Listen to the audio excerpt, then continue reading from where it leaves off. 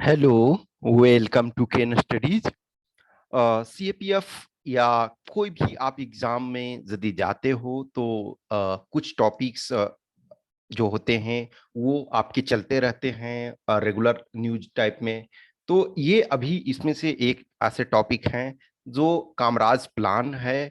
वो अभी रिसेंटली देखो फिर से न्यूज में आया था। न्यूज में इस वजह से आया कि अभी हाल में ही 5 स्टेट्स के इलेक्शन हुए।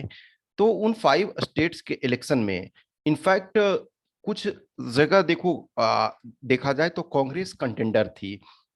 इनफैक्ट पंजाब में कांग्रेस पावर में थी। मणिपुर में ऐसे पहले पावर में रह चुकी है तो कंटेंडर के तौर पे थी। फिर उसके बाद देखोगे गोवा में एज ए कंटेंडर के तौर पे थी। उत्तराखंड में आशा था कि शायद और अच्छा कर पाएगी। तो बहुत सारे स्टेट्स में, ऑल 5 स्टेट्स में इसने लूज किया। और यूपी में तो बहुत बुरी स्थिति हुई। यूपी कभी जवाहरलाल नेहरू जी, इंदिरा गांधी, राजीव गांधी का क्षेत्र रहा है। इनफैक्ट आज भी जो कांग्रेस के वरिष्ठ नेता हैं जो करता धरता हैं उनमें से ऑब्वियसली है यूपी से बिलोंग करते हैं, वहां उनकी बुरी स्थिति हुई। तो अभी 5 स्टेट्स के जो इलेक्शन हुए उसमें से कांग्रेस का जब बुरी तरह से सब में हार हुई तो कांग्रेस के जो आला कमान हैं, जो हेड हैं, उन्होंने बोला कि ऑल 5 स्टेट के जो हेड हैं यानी कि कांग्रेस प्रेसिडेंट हैं उनको रिजाइन करना चाहिए। तो इस संबंध में ही हम पॉलिटिकल इशू में नहीं जाएंगे। हम ना कांग्रेस को क्रिटिसाइज कर रहे हैं और ना बीजेपी को। यहाँ ये हमारा मकसद है कि हम एग्जाम के पॉइंट ऑफ व्यू से, जैसे आप असिस्टेंट कमांडेंट के मान जाइए इंटरव्यू दोगे तो खास करके जिनका पॉलिटिकल साइंस है वो उनको, उनके लिए ये इम्पोर्टेंट है ही है। फिर आपका ऐसे में भी आप इस चीज को यूज कर सकते हो, एमसीक्यू में भी यूज कर सकते हो। तो कामराज प्लान क्या है, हम लिटिल कामराज के बारे में भी देखते हैं। तो कामराज प्लान बेसिकली क्या था कि के कामराज, जो इनको कुमारास्वामी कामराज, और या for interestingly if you read Ramachandra Guha का इंडिया आफ्टर गांधी तो उसमें कामराज जी के बारे में भी लिखा हुआ है कि इनके मदर फादर जो एक तरह से थे, इनका नाम जो है ये वो एक्सपेक्ट कर रहे थे कि गर्ल चाइल्ड पैदा होगी तो नाम कामाक्षी रखा था, मीन्स एज ए सोचा था। लेकिन फिर क्या हुआ, तो इनका भी नाम जैसे वही रखा गया शुरू में कामाक्षी। लेकिन फिर ऑब्वियसली है ये मेल थे तो फिर इनका कामराज ये नाम रखा गया, कुमारास्वामी कामराज।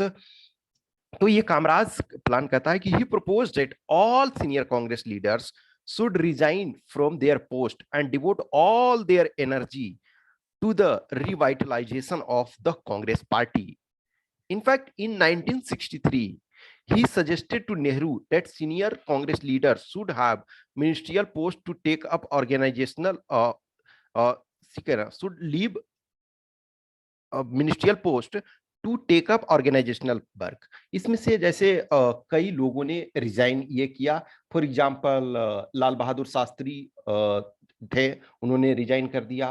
जगजीवन राम जी ने रिजाइन कर दिया। मोरारजी देसाई और कुछ चीफ मिनिस्टर, इनफैक्ट शायद 6 chief minister including obviously Kamaraj ने स्टार्ट ही किया था। तो कामराज, बिजू पटनायक उड़ीसा से, और एस के पाटिल ठीक है ना महाराष्ट्र।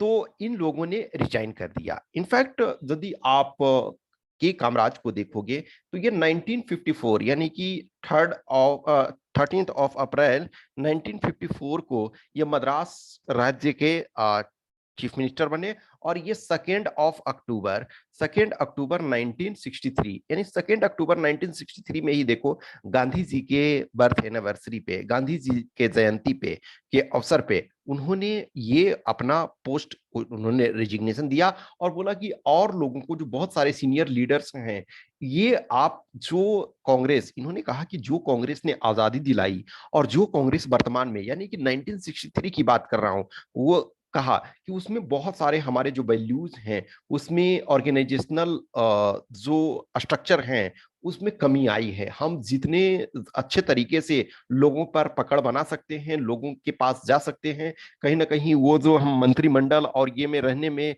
जो सत्ता का एंजॉय करने के चक्कर में वो लिंक मिसिंग है।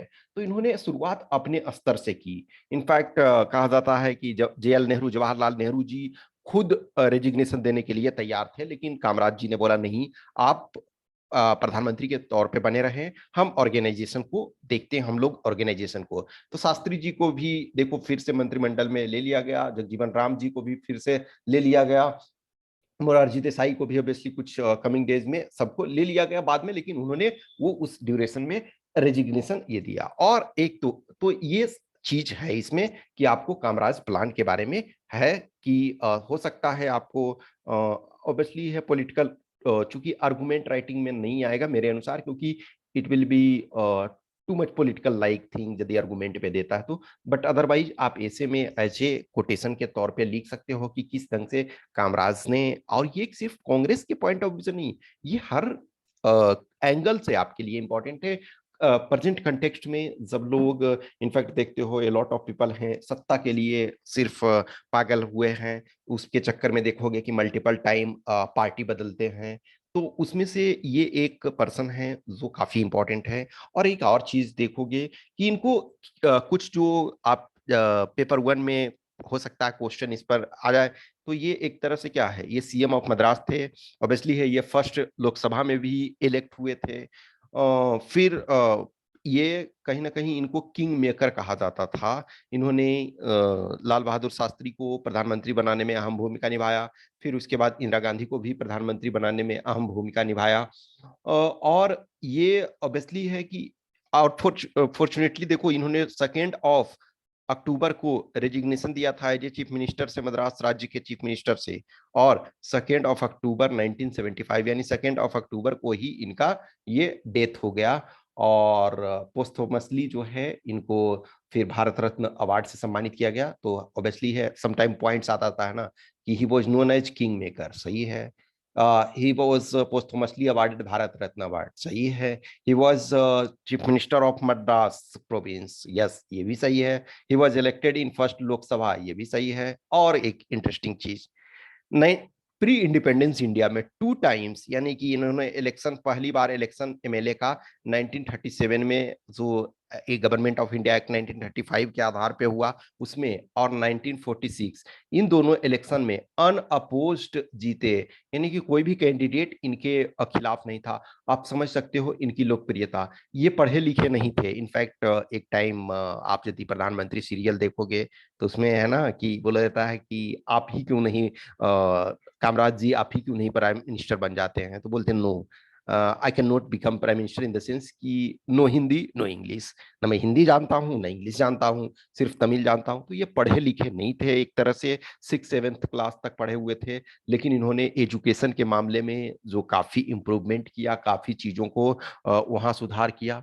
तो लॉट ऑफ थिंग्स होती है ना, जैसे कोई पर्सन है, कोई चीजें ऐसी न्यूज में आता है तो आप उनका यूज कर सकते हो, कोटेशंस वगैरह आप उनको यूज कर सकते हैं, ठीक है। तो ये कामराज प्लान यही आपका था कि जो इनके कहने पे जो था कि he proposed that all senior Congress leaders should resign from their post and devote all their energy to the revitalization of the Congress party. और इन 1963 इन्होंने 2 अक्टूबर को ये रेजिग्नेशन दे दिया। तो आप एमसीक्यू में भी आपका आ सकता है पॉइंट्स के आधार पे, और आप ऐसे में इनको यूज कर सकते हो। फॉर एग्जांपल कुछ जो होता है ना कि वैल्यू डिग्रेडेशन समटाइम पॉलिटिकल हो रहा है, तो उसमें आप इस पर्सन को, इन पर्सन को, इन महान पर्सनालिटी को आप कोट कर सकते हो। समटाइम ये होता है ना कि कुछ टाइम ये होता है, इनफैक्ट देखोगे कि ये बोलते हैं ना कि जो लीडर्स हैं उनको हाईली एजुकेटेड होना चाहिए। बहुत बार आप लोग में से बहुत सारे यूथ भी ये कहोगे कि जो आपके रिप्रेजेंटेटिव होना चाहिए